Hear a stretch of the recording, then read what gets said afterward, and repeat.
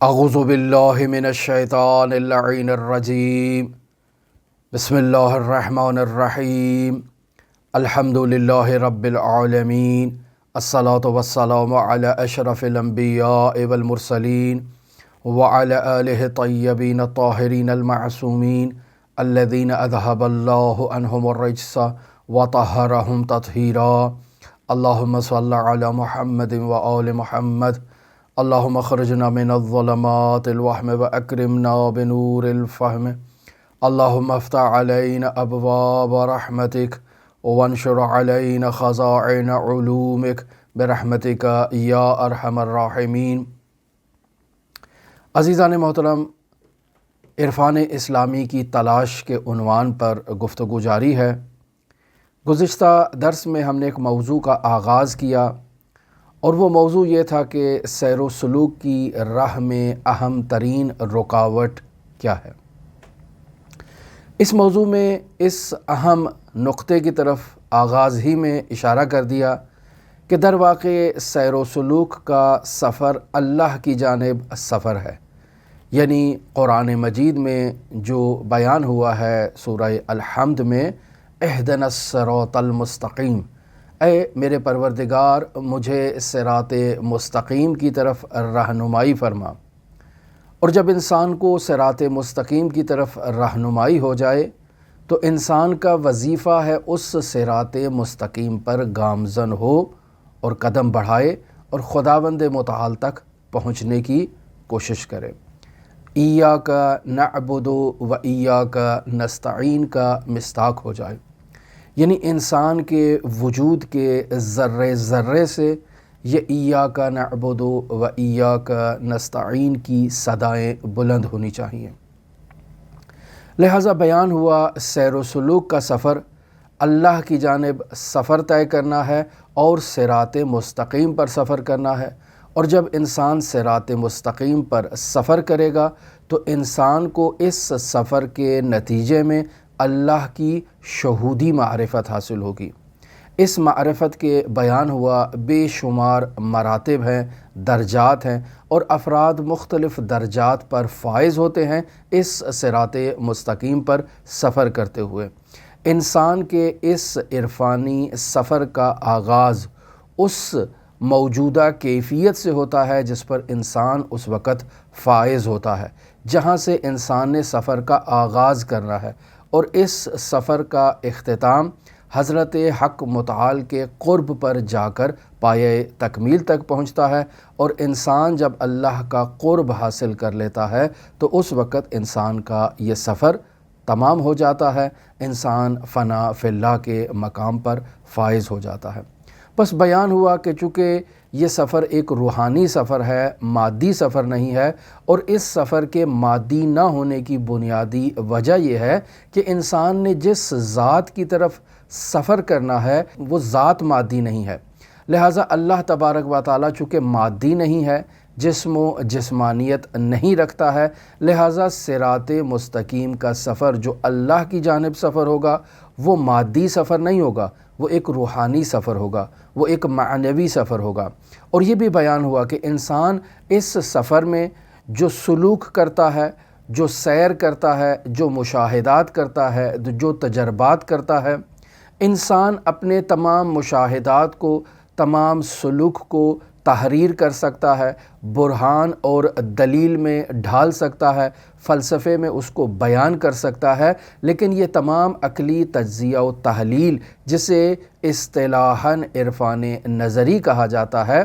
اس تجزیہ و تحلیل کو کرنے سے، بیان کرنے سے، پڑھنے سے، مطالعہ کرنے سے ایک انسان عارف نہیں ہو جاتا ہے۔ یہ تجزیہ و تحلیل در واقع عارف کی معلومات میں اضافہ ضرور کرتی ہیں، اس کو ایک طرف تو آشنائی عطا کرتی ہیں سیر و سلوک کے سفر سے متعلق، لیکن دوسری طرف یہی عقلی بحثیں ایک عارف کو عملی طور پر عارف نہیں بناتی ہیں، اور اس کے عملی عارف بننے کی راہ میں خود ایک رکاوٹ ایجاد کر دیتی ہیں، چونکہ یہ عقلی بحثیں انسان کے ذہن کو اپنی جانب مشغول کرتی ہیں اور اس اشتغال کے نتیجے میں یہ ایک حجاب کا کردار ادا کرتی ہیں، اور ہر حجاب اس مقصد کی راہ میں ایک بہت بڑی رکاوٹ ہوتی ہے۔ لہٰذا علماء بیان کرتے ہیں کہ العلم هو الحجاب الاکبر، کہ علم خود ایک بہت بڑا حجاب ہے انسان کے حضرت حق متعال تک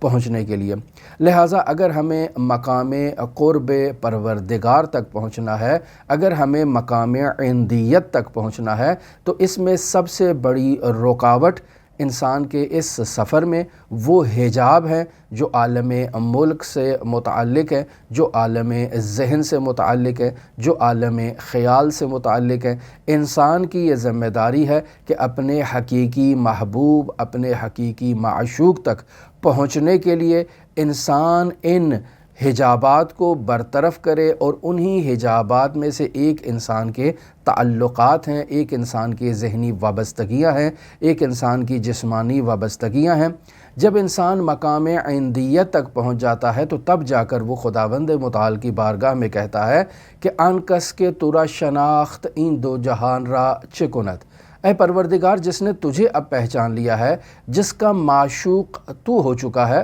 اسے اب اس دو جہانوں کی کیا ضرورت ہے۔ فرزند و عیال و خانمان را چه کند، اسے بیوی کی، بچوں کی کیا ضرورت ہے۔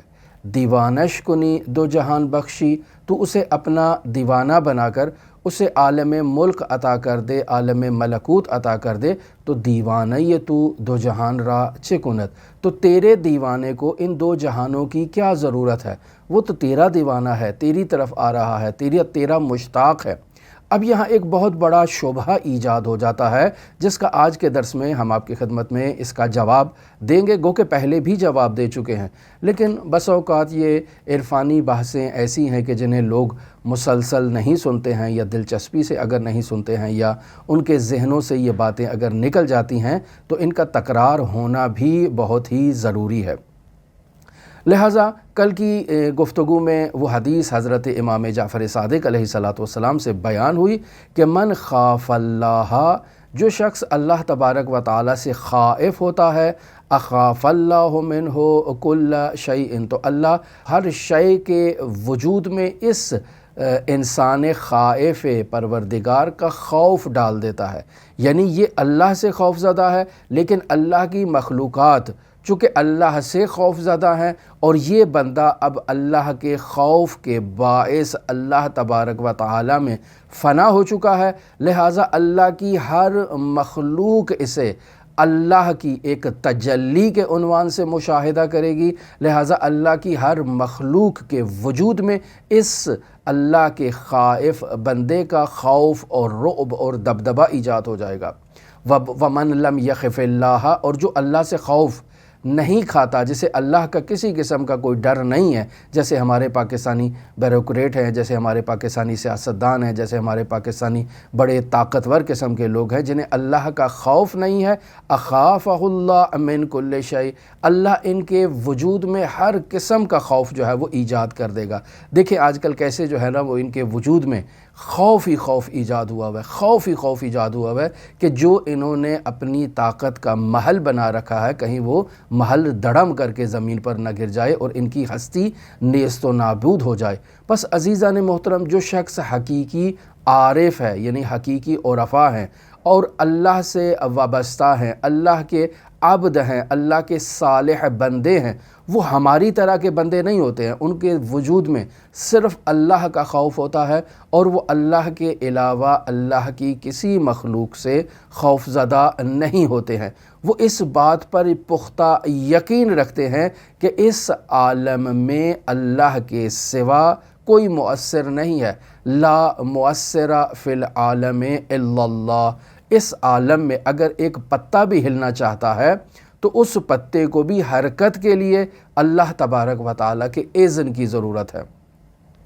اس پروردگار کے اذن کی ضرورت ہے کہ جو اس عالم ہستی کا خالق ہے، اس عالم ہستی کا مالک ہے، اس عالم ہستی کے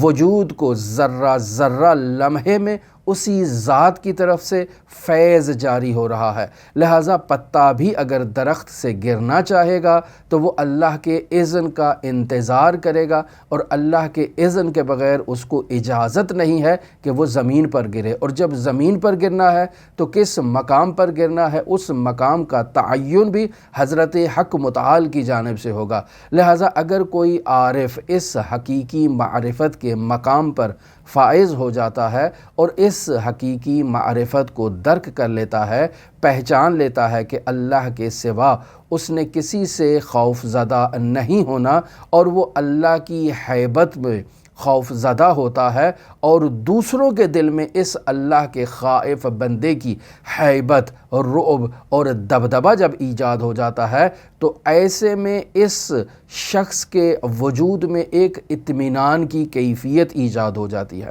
کل کے درس میں ہم نے بیان کیا کہ جب اس اطمینان کی کیفیت میں یہ شخص ہوتا ہے تو اسے فرق نہیں پڑتا کہ کوئی سانپ آ رہا ہے، کوئی بچھو آ رہا ہے، کوئی شیر آ رہا ہے، کوئی درندہ وحشی حیوان آ رہا ہے، اسے کسی کا خوف نہیں ہے سوائے پروردگار کے۔ لہٰذا اگر کوئی اللہ کی مخلوق طغیان کرتی ہے اور اس عارف کو گزند پہنچانا چاہتی ہے، نقصان پہنچانا چاہتی ہے، تو چونکہ یہ اللہ کی ذات سے خائف ہے، اللہ کی کسی مخلوق سے خوف زدہ نہیں ہے، اس کے وجود کا ایک رعب و دبدبہ تمام موجودات کے وجود میں ایجاد ہو چکا ہے۔ لہٰذا اول تو موجودات اسے تکلیف نہیں پہنچائیں گی، اس کی شان میں گستاخی نہیں کریں گی، لیکن اگر کوئی موجود طغیان گری کا مظاہرہ کرتی ہے تو اس اللہ کے بندے کو اللہ نے اپنی اطاعت اور عبدیت کے نتیجے میں اس مقام کن تک پہنچا دیا ہے کہ یہ اس موجود کو مخاطب قرار دے کر کہے گا مت باذن اللہ، تو وہ اللہ کے حکم سے طغیان گر مخلوق نیست و نابود ہو جائے گی اور اس کا انتقال ہو جائے گا، اور وہ وہیں سوکھ کر خشک و خاکستر ہو جائے گی۔ جیسے بیان ہوا، مرحوم قاضی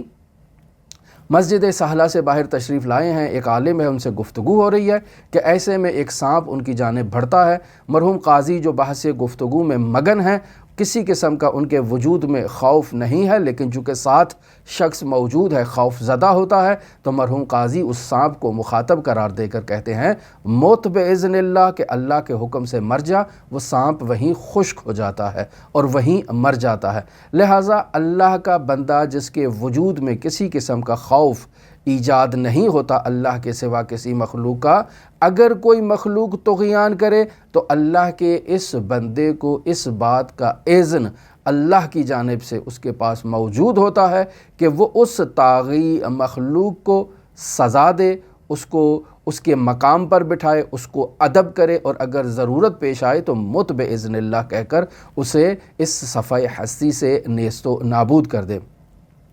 لہٰذا عزیزان محترم، ہم نے ایسی شخصیات کو خود اپنی آنکھوں سے دیکھا ہے کہ جو اللہ کے خوف میں اور اللہ کی محبت میں، اس کے عشق میں مبتلا ہیں اور صرف اسی سے خوف زدہ ہوتے ہیں، اس کے علاوہ کسی اور ذات سے، کسی اور مخلوق سے، اللہ کی کسی مخلوق سے خوف زدہ نہیں ہوتے ہیں۔ اس کی بہت بڑی مثال عصر حاضر میں مرحوم امام خمینی رحمۃ اللہ علیہ کی ہے کہ 80 سال کا یہ عظیم عارف صرف اللہ سے خوف زدہ ہے، جبکہ دنیا کی تمام سپر پاوریں امام خمینی رحمۃ اللہ علیہ سے خوف زدہ رہتی تھی۔ اور آج کے دور میں اگر اس کی آپ نے مثال دیکھنی ہے تو حضرت آیت اللہ العظمیٰ امام خامنہئی ہیں کہ جو اللہ سے خوف زدہ ہیں، لیکن آپ دنیا کی سپر طاقتوں کو مشاہدہ کریں، کوئی بھی سربراہ مملکت ہے تو وہ ان کے حضور جا کر خاضعانہ طور پر ان سے ملاقات کرتا ہے، ان کے بیانات کو سنتا ہے اور ان کے بیانات حکمت آمیز سے درس لیتا ہے، سبق لیتا ہے، اور بعد میں اس بات کا اعتراف کرتا ہے کہ اس سے بڑا کوئی سیاست مدار نہیں ہے، اس کو کسی ذات کا خوف نہیں ہے سوائے پروردگار کے۔ لہٰذا کہتے ہیں کہ ہم مہینوں سالوں بیٹھ کر جو ہے وہ پلاننگ کرتے ہیں، لیکن اس کا ایک جملہ ہماری تمام پلاننگوں کو جو ہے وہ خاک سے یکساں کر دیتا ہے اور ملیا میٹ کر دیتا ہے، نابود کر دیتا ہے۔ لہٰذا آج کے اس جدید دور میں دنیا کی وہ سپر طاقتیں جن کے پاس جدید ترین ٹیکنالوجی موجود ہے، دنیا کا جدید ترین ترین ہتھیار موجود ہے، ان کے پاس جنگی میدان میں، اقتصادی میدان میں، سیاسی میدان میں ہر قسم کی چالیں موجود ہیں، اور وہ اس وقت دنیا کے پہلے نمبر پر تصور کیے جاتے ہیں، پہچانے جاتے ہیں کہ وہ حرف اول جہان جو ہے وہ بیان کرتے ہیں اور دنیا کی تقدیر کے فیصلے وہ کرتے ہیں، جیسے آج کل ہمیں انہوں نے بدبختی میں پاکستان میں مبتلا کر رکھا ہے۔ لہٰذا وہ سپر پاوریں بھی ایسے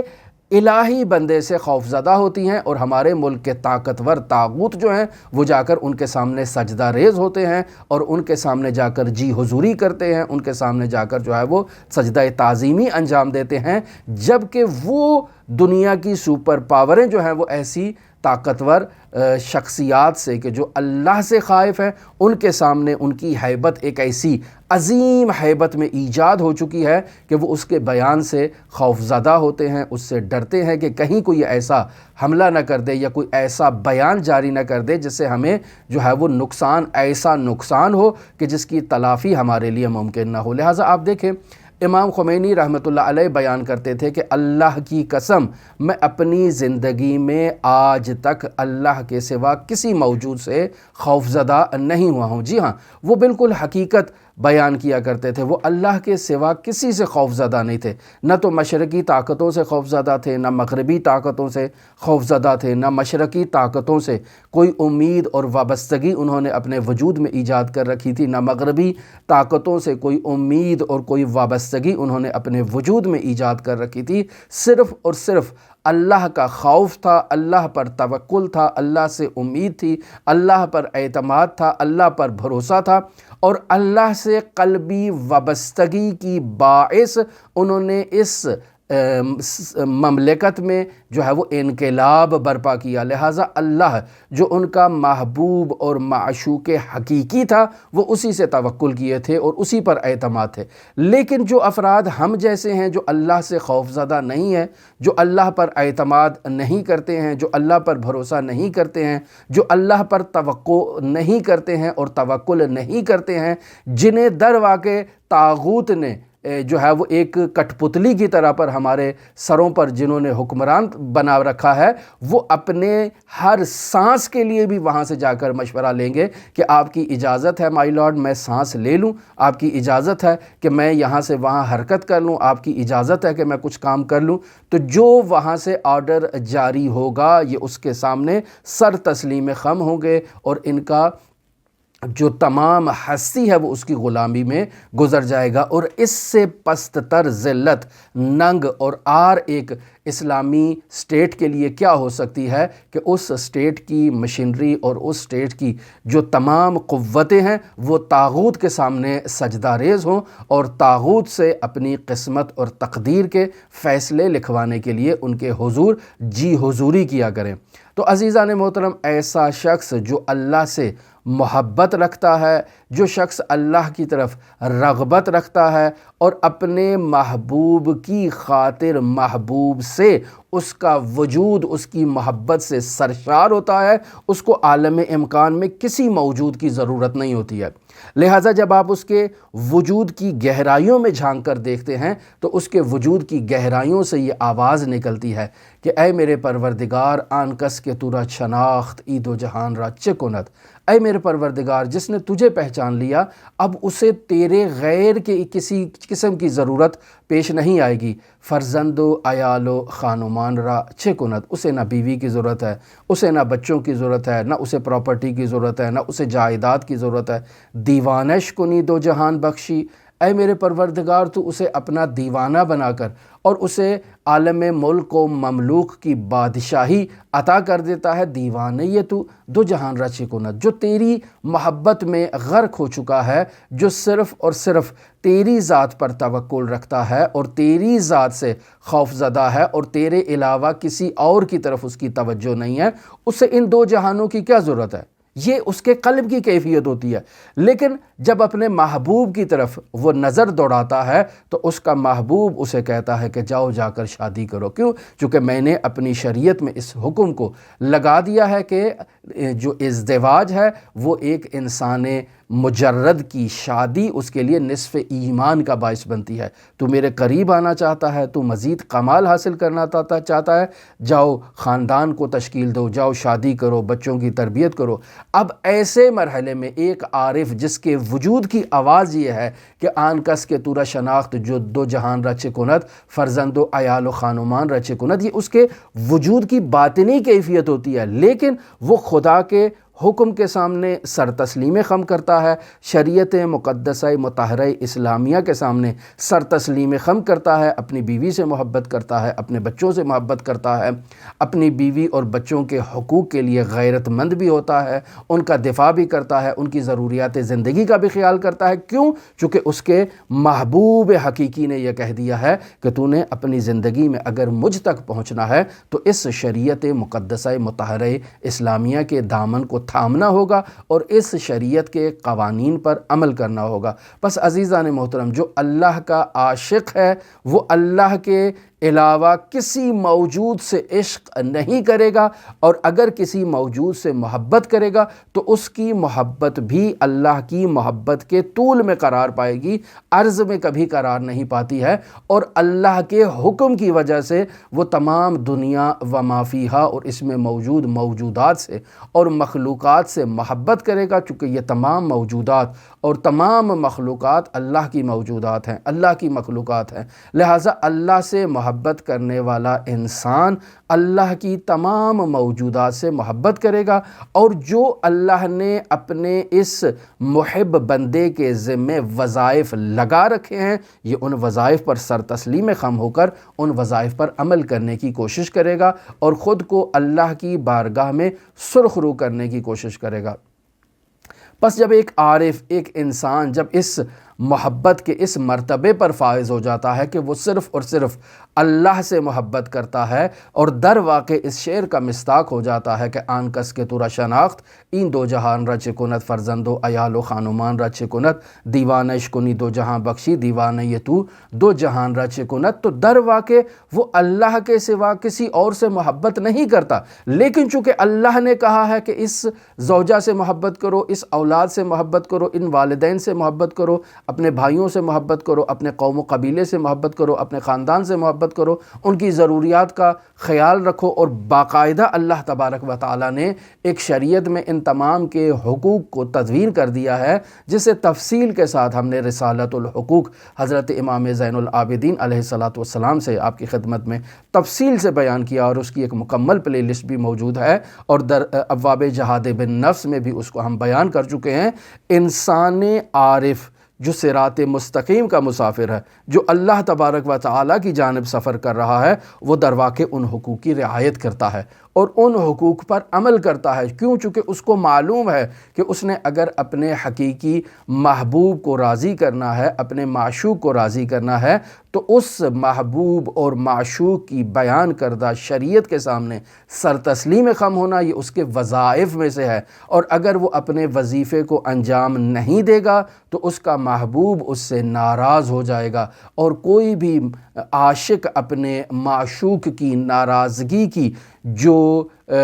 سختی اور دشواری ہے اس کو تحمل کرنے کی تاب نہیں رکھتا، توان نہیں رکھتا، لہٰذا وہ اس کے سامنے ہمیشہ خاضع ہوتا ہے۔ ایاک نعبد و ایاک نستعین، اس کے ذرے ذرے وجود سے یہ آواز آتی ہے ایاک نعبد و ایاک نستعین۔ تو پس اگر اس نے کہا ہے کہ والدین کا احترام کرو تو والدین کا احترام کرے گا، اس نے کہا ہے والدین کے حقوق کی رعایت کرو تو والدین کی حقوق کی رعایت کرے گا، اس نے کہا ہے کہ کسی پر ظلم نہ کرو تو کسی پر ظلم نہیں کرے گا، اس نے اگر کہا ہے طاغوت کے سامنے ڈٹ جاؤ تو طاغوت کے سامنے سیسا پلائی ہوئی دیوار کے طور پر ڈٹ جائے گا۔ تو عزیزان محترم، ایسا عاشق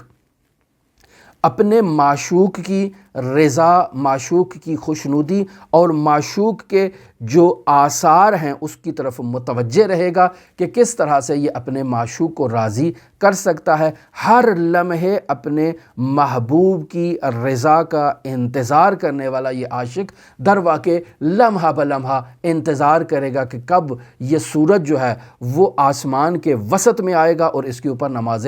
ظہر واجب ہو جائے گی، زوال کا وقت ہوگا اور یہ نماز ظہر ادا کرے گا۔ لہٰذا اس کے وجود میں بے چینی نماز کے وقت کے انتظار کی وجہ سے آپ کو نظر آئے گی، اور رات کو جب یہ بستر میں جائے گا تو اس کو بھی اس وقت کا کہ جو سحر کا وقت ہے لمحہ بلمحہ انتظار ہوگا کہ کب وہ سحر کا وقت آئے گا جس میں یہ اپنے حقیقی محبوب کی زیارت کرے گا، اس سے مناجات کرے گا، عاشقانہ مناجات کرے گا، راز و نیاز کرے گا۔ لہٰذا اسے نیند ہی نہیں آئے گی، یہ بستر پر جائے گا، سوئے گا، 1 گھنٹہ سوئے گا، پھر اس کی آنکھ کھل جائے گی کہ کہیں سحر کا وقت تو نہیں ہو گیا، اٹھے گا، اٹھ کر وضو کرے گا، نماز کو ادا کرے گا اور پھر آ کر اپنے بستر پر لیٹ جائے گا کہ نہیں ابھی تو بہت وقت پڑا ہے، پھر بستر پر آ کر لیٹ جائے گا، پھر 1 گھنٹہ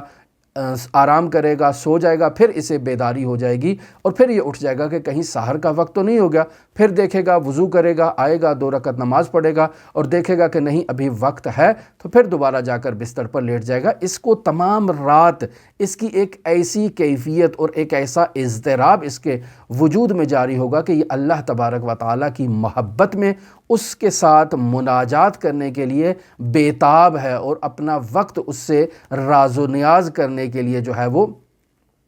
تڑپ رہا ہے۔ عزیزان محترم، تہجد کا مطلب ہی یہی ہے کہ انسان وقفے سے بیدار ہو، جو اس عارف کی کیفیت ہے، جو اس عارف کی ایک دلی کنڈیشن ہے، اسے تہجد کہتے ہیں کہ یہ سو رہا ہے، اسے نیند نہیں آتی ہے، گھنٹے کے لیے سوتا ہے، پھر بیدار ہو جاتا ہے، پھر نماز پڑھتا ہے، مناجات کرتا ہے، ذکر کرتا ہے، سو جاتا ہے، پھر اٹھتا ہے، پھر نماز پڑھتا ہے، مناجات کرتا ہے، ذکر کرتا ہے، پھر سو جاتا ہے۔ بار بار ایسے اٹھنا، اس کیفیت کو تہجد کہا جاتا ہے۔ رسول خدا صلی اللہ علیہ وآلہ وسلم کی در واقع عین یہی کیفیت ہوا کرتی تھی۔ آپ اپنے بستر پر جاتے تھے، آرام کرتے تھے، پھر بیدار ہو جاتے تھے، پھر اٹھ کر 4 رکعت وضو کر کے 4 رکعت نماز ادا کرتے تھے، پھر چلے جاتے تھے بستر پر، پھر تشریف لے آتے تھے، پھر بیدار ہو جاتے تھے، پھر وضو کرتے تھے، پھر 4 رکعت نماز کو ادا کرتے تھے۔ اس طرح سے آپ جو ہے وہ اپنی رات کا وقت جو ہے وہ بسر کرتے تھے، اور جیسے ہی فجر صادق نے طلوع کرنا ہے اس سے 2 گھنٹہ پہلے یہ دوبارہ رسول خدا صلی اللہ علیہ وآلہ وسلم کی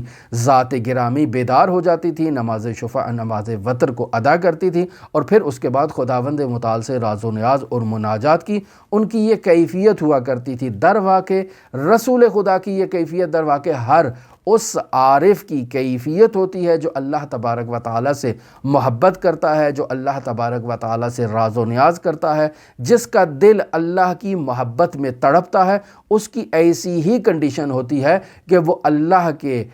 حضور مناجات کے لیے، راز و نیاز کے لیے بیتاب رہتا ہے۔ ایسے اللہ کے عاشق کو کسی گھڑی کی ضرورت نہیں پیش آتی ہے جو اس کے لیے الارم بجائے، جو اس کو بیدار کرنے کی کوشش کرے کہ اٹھو تہجد کا وقت ہو گیا ہے، اٹھو نماز کا وقت ہو گیا۔ نہیں، اس کی قلبی کیفیت ایسی ہے کہ یہ اپنے وجود میں ایک تڑپ کو محسوس کر رہا ہے کہ اپنے حقیقی محبوب سے اس نے ملاقات کرنی ہے۔ عزیزان محترم، یہ ایک عارف کی حقیقی کیفیت ہے، حقیقی کنڈیشن ایک عارف کی یہ ہے کہ وہ جب عرفان کے اس مرتبے پر پہنچتا ہے، اللہ کے تقرب کے اس مقام پر جب وہ فائز ہوتا ہے، تو اس کی علامت یہی تصور کی جانی چاہیے کہ اس کے وجود میں اپنے محبوب حقیقی سے ملاقات کے لیے اس کا وجود ہمیشہ جو ہے وہ تڑپتا رہتا ہے۔ پس حقیقی عارف وہ حقیقی عارف ہے جو دنیا کی تمام ثروت کو اگر اس کے سامنے لا کر کھڑا کر دیا جائے، یعنی آپ جواہرات کا ایک عظیم پہاڑ اس کے سامنے کھڑا کر دیں، سونے کا ایک عظیم پہاڑ آپ اس عارف حقیقی کے سامنے کھڑے کر دیں، اور دوسری طرف اس کے سامنے جو ہے وہ اللہ سے ملاقات اور اللہ سے مناجات کو اس کے سامنے رکھیں اور اس سے کہیں کہ ان دونوں میں سے کسی ایک کو اختیار کر لو، تو وہ اللہ سے ایک لمحہ ہم کلام ہونے کے لیے یہ تمام سونے کے پہاڑ، تمام جواہرات کے پہاڑات کو جو ہے وہ ٹھوکر مار کر ضائع کر دے گا کہ مجھے ان کی ضرورت نہیں، مجھے ایک لمحہ اپنے معشوق حقیقی کا اگر دیدار نصیب ہو جائے، اس سے مناجات نصیب ہو جائیں، تو وہ ان ہزاروں ہزاروں جو ہے وہ پہاڑوں سے سونے کے اور جواہرات کے، وہ عظیم در واقع اس عارف کے نزدیک یہ سونے کے پہاڑ اور جواہرات کے پہاڑ جو ایک میرے جیسے انسان کے لیے ارزش اور ویلیو رکھتے ہیں، اس عارف کے نزدیک یہ خاک سے جو ہے وہ یکساں ہے، مٹی جیسے ان کی ویلیو ہے اور ارزش ہے، وہ ان کے لیے کسی قسم کی وقعت کا قائل نہیں ہوگا۔ جبکہ اگر ہم اس عارف سے خود کو مقایسہ کریں تو عزیزان محترم، ہمارا تمام ہم و غم ثروت حاصل کرنا ہے، دنیاوی مقام حاصل کرنا ہے، پوسٹ حاصل کرنا ہے، کوئی ایسا مرتبہ حاصل کرنا ہے، پس در حقیقت ہم نہ تو اللہ سے محبت کرتے ہیں، نہ ہم اللہ کی اطاعت کرتے ہیں، نہ ہم اللہ کی فرمانبرداری کرتے ہیں۔ ایسے عارف کی زندگی نہایت سادہ ہوگی، نہایتی سادگی کے ساتھ زندگی بسر کرے گا، نہایتی سادہ گھر میں زندگی بسر کرے گا، نہایتی سادہ خوراک کو استعمال کرے گا، اور اگر اس کی زندگی میں آپ تھوڑا رفاہ کو مشاہدہ کریں گے تو وہ رفاہ در واقع اپنے عزیز و اقارب کی وجہ سے ہوگی، اپنی فیملی کی وجہ سے ہوگی، چونکہ اللہ تبارک و تعالیٰ نے اسے یہ حکم دے رکھا ہے کہ یہ اپنے خاندان اور اپنے فیملی کے افراد کی ضروریات کا خیال رکھے۔ انہیں ضرورت ہے، لہٰذا ان کی ضرورت کو مد نظر رکھتے ہوئے اس نے عالی شان گھر بھی رکھا ہوگا، اس نے عالی شان گاڑی بھی رکھی ہوگی، اپنی تمام ضروریات زندگی کو ادا بھی کر رہا ہوگا، لیکن اس کے وجود کی اگر آپ کیفیت کو ٹٹولنا چاہیں گے تو آپ کو اس کے وجود میں ایک ایسا یقین نظر آئے گا کہ یہ یقین کے ساتھ قلبی شاد، قلبی مطمئن کے ساتھ اللہ تبارک و تعالیٰ کی بارگاہ میں اللہ تبارک و تعالیٰ کے حضور سجدہ ریز ہو کر یہ خداوند متعال کی بارگاہ میں کہے گا ایاک نعبد و ایاک نستعین، ایاک نعبد و ایاک نستعین۔ اس کے وجود کا ذرہ ذرہ اللہ کی اطاعت میں مگن ہوگا، دنیا بھی اگر حاصل کیا تو اللہ کے حکم کے مطابق کی ہے، اس میں کسی قسم کا حرام کا جو گمان اور تصور جو ہے وہ موجود نہیں ہوگا، اللہ کی اطاعت میں، اللہ کی فرمانبرداری میں، اللہ کی خوشنودی میں یہ دنیا کے قریب بھی جائے گا۔ پس علی الظاہر ایسا عارف ایک ایسے مقام پر ہوتا ہے کہ وہ نہ صرف اپنا فیملی کے حقوق کا خیال رکھتا ہے، بلکہ اللہ تبارک و تعالیٰ نے اسے جو وظائف اس کے لیے مقرر کر رکھے ہیں شریعت اسلامیہ میں، جنہیں باقاعدہ رسالت الحقوق میں ہم بیان کر چکے ہیں، یہ ان حقوق کی ادائیگی کرے گا۔ لیکن اس کے برعکس ایک دوسرا انسان ہے جس کے وجود میں اللہ سے محبت نہیں ہے، لیکن وہ عارف ہونے کا دعویٰ کرتا ہے، وہ کہتا ہے میں بہت بڑا عارف ہوں، میں بہت بڑا اللہ کا جو ہے وہ مبلغ ہوں، اللہ کا پرچار کرنے والا ہوں، لوگوں کو اللہ کی طرف دعوت دینے والا ہوں، اس کے پاس بے شمار مال و دولت بھی موجود ہوگا، لیکن ایسے شخص کی ان تمام باتوں کا ڈھونگ آپ کو یہیں سے ظاہر ہو جائے گا کہ اس کے ہمسائے میں فقیر لوگ موجود ہیں جن کے پاس رات کو کھانے کی روٹی موجود نہیں ہے۔ تو ایسا شخص جو مالدار ہے، ثروت مند ہے، اور ہمسائے میں غریب فقیر جو ہے وہ موجود ہے جس کے پاس رات کو کھانے کی روٹی نہیں ہے، پہننے کو لباس نہیں ہے، تو ایسا عارف جتنا بھی علی کا نام لے لے، جتنا بھی عرفان کا نام لے لے، جتنا بھی تصوف کا نام لے لے، یہ سب کا سب ڈھونگ ہے، اس میں کسی قسم کی کوئی حقیقت موجود نہیں ہے، چونکہ اس نے در واقع ان حقوق کی رعایت نہیں کی ہے جسے شریعت مقدسہ مطہرہ اسلامیہ میں اس عارف کے لیے بیان کر دیا گیا ہے۔ بس خلاصہ مطلب عزیزان محترم اگر آپ کی خدمت میں بیان کریں کہ اگر کوئی عارف حقیقت عرفان کے مرحلے پر فائز ہو جائے اور وہ اللہ تبارک و تعالیٰ کی شہودی معرفت حاصل کرنے میں کامیاب ہو جائے، اس کے اور اللہ کے درمیان جب کسی قسم کا حجاب باقی نہیں رہتا تو وہ اپنے وجود کے لیے کسی قسم کے استقلال کو ایکسیپٹ نہیں کرتا، اپنے لیے کسی قسم کے استقلال کا قائل نہیں ہوتا ہے۔ اس کا سفر آغاز اس کی موجودہ کیفیت سے ہوتا ہے، اس کے سفر کا انتہا مقام عندیت پر اللہ تبارک و تعالیٰ کا قرب ہے، اللہ تبارک و تعالیٰ کی ذات میں فنا فی اللہ اس نے اختیار کرنا ہے۔ اب اس تمام سفر کے دوران اس کے وجود میں خوف صرف اللہ تبارک و تعالیٰ کا ہے، رجا صرف اللہ تبارک و تعالیٰ کی ہے، وہ ہر بات میں اللہ کے حکم کو تلاش کرے گا، اللہ کی مرضی اور خوشنودی کو تلاش کرے گا اور اسے اپنی زندگی میں جاری کرے گا اور اسے اپنے عمل کا وظیفہ قرار دے گا۔ لہٰذا اس کے وجود میں میں آپ مشاہدہ نہیں کریں گے کہ میں نے یہ کہا، میں نے یہ رکھا، مجھے یہ چاہیے، مجھے وہ چاہیے، نہیں، اللہ میرے لیے کیا چاہتا ہے، اللہ مجھے کیا کہتا ہے، اللہ نے میرے لیے لیے وظیفہ کیا مقرر کیا ہے، وہ اپنی زندگی کے تمام مسائل میں اللہ تبارک و تعالیٰ کو اپنی ذات پر فوقیت دے گا، مقدم کرے گا، اور اپنے حقیقی محبوب کو راضی کرنے کے لیے اس کی اطاعت اور فرمانبرداری کرے گا۔ لہٰذا ایسے شخص کے بارے میں آپ اگر مشاہدہ کریں تو ہم اس کا بہترین آئیڈیل آپ کی خدمت میں اگر امام خمینی رحمۃ اللہ علیہ کو بیان کریں تو اس قدر انقلاب اسلامی کے لیے جو جد و جہد کی ہے، تو یہ نہیں کہا کہ میں نے یہ کیا ہے، میں اس انقلاب کو کامیابی کے مرحلے تک لے کر آیا ہوں، میں نے اس مملکت کو طاغوت کے شر سے آزاد کیا ہے، نہیں، کہا اللہ نے قوم ایران کو آزاد کیا ہے، اللہ نے قوم ایران کو کامیاب کیا ہے، اللہ نے اس انقلاب کو کامیاب کیا ہے، اللہ نے خرم شہر کو آزاد کیا ہے۔ میری حکمت عملی، میری دانش، میری جو بصیرت، میری جد و جہد خاک کچھ بھی نہیں ہے، جو کچھ بھی ہے وہ اللہ تبارک و تعالیٰ کی جانب سے ہے۔ لہٰذا ایسا جو انسان ہے، جو اللہ کا ایسا حقیقی عبد ہے، وہ ہر فعل میں لا حول ولا قوت الا باللہ کو مد نظر رکھے گا کہ یہ جو کچھ بھی ہو رہا ہے یہ اللہ تبارک و تعالیٰ کی جو ہے وہ مرضی سے، منشا سے ہو رہا ہے، وگرنہ اللہ کی مرضی اور منشا کے بغیر کوئی پتا بھی ایک جگہ سے دوسری جگہ حرکت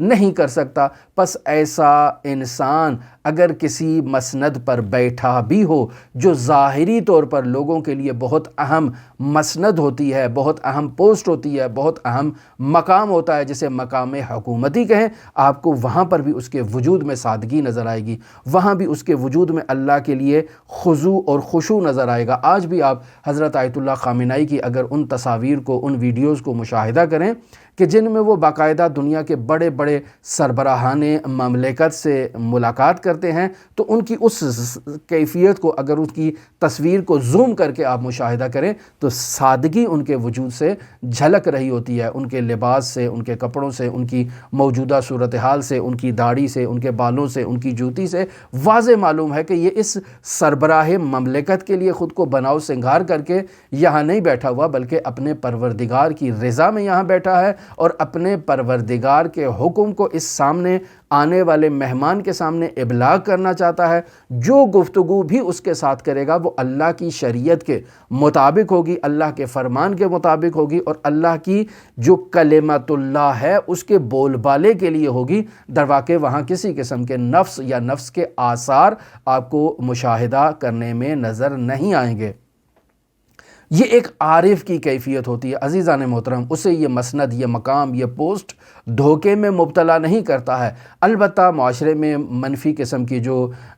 تبلیغات ہیں، ہومرز ہیں، یہ آپ اس کو ضرور آپ نے سنے ہوں گے، لیکن یہ سب ڈھونگ ہے، سب منفی چیزیں ہیں، حقیقت میں اس سے حقیقت کا کوئی تعلق نہیں ہے۔ اس شخص کی اگر آپ تصویر دیکھیں تو آپ کو ایک واضح طور پر اللہ کا بندہ، اللہ کا ایک درویش انسان نظر آئے گا جو صرف اور صرف اللہ کے بارے میں سوچتا ہے، اللہ کی مخلوق کے بارے میں سوچتا ہے، اللہ کے احکام کے نفاذ کے بارے میں سوچتا ہے۔ یہ آپ کو اس کی کیفیت سے اور کنڈیشن سے نظر آئے گا۔ لہٰذا ایسا انسان در واقع ان کرسیوں کے پیچھے نہیں ہے، ان مقامات کے پیچھے نہیں ہے کہ اس کو یہ مقام حاصل ہو جائے، لہٰذا وہ ہرگز مقام قطب تک پہنچنے کے لیے جد و جہد نہیں کرے گا۔ اس کی تمام کا تمام ہم و غم اپنے محبوب حقیقی کو راضی کرنا ہوگا کہ اگر وہ راضی ہو جائے تو اس کی رضا کے سامنے اپنی تمام ہستی کو وہ نابود کرنے کے لیے اور خرچ کرنے کے لیے تیار ہے کہ میرا وجود خرچ ہو جائے لیکن اس کی راز رضایت مجھے کسی سے مل جائے۔ پس اگر وہ اللہ کی مخلوق کو خوشحال کرنا چاہتا ہے تاکہ اللہ خوشحال ہو تو اللہ کی مخلوق کو خوشحال کرے گا۔ اس کے وجود میں صرف اور صرف اللہ ہے، اور اگر اللہ کے علاوہ وہ اللہ کی مخلوق، فرزند و عیال و خان و مان و جہان کی تدبیر بھی کر رہا ہے تو اللہ کے حکم کی تکمیل کی خاطر کر رہا ہے، وگرنہ ہرگز اس کا ان چیزوں میں کسی قسم کا انٹرسٹ نہیں ہوتا، فائدہ نہیں ہوتا۔ خداوند متعال کے حضور دعا ہے کہ خداوند متعال ہمیں ایسا حقیقی عرفان عطا کرے کہ جس عرفان کے تحت ہم اپنے وجود سے اللہ اور اپنے درمیان موجود تمام حجابات ظلمانی کو برطرف کر کے اپنے وجود کی گہرائی سے کہیں ایاک نعبد و ایاک نستعین۔ خداوند متعال کے حضور دعا گو ہیں کہ حضرت مہدی موعود کے ظہور میں تعجیل فرمائے، ہمیں ان کے اصحاب و اعوان و انصار میں شمار فرمائے۔ آپ تمام عزیزان کے لیے امام الرؤوف کی بارگاہ میں نائب و زیارہ بھی ہیں اور دعا گو بھی ہیں۔ اللہم صلی علی محمد و آل محمد وعجل فرج قائم آل محمد۔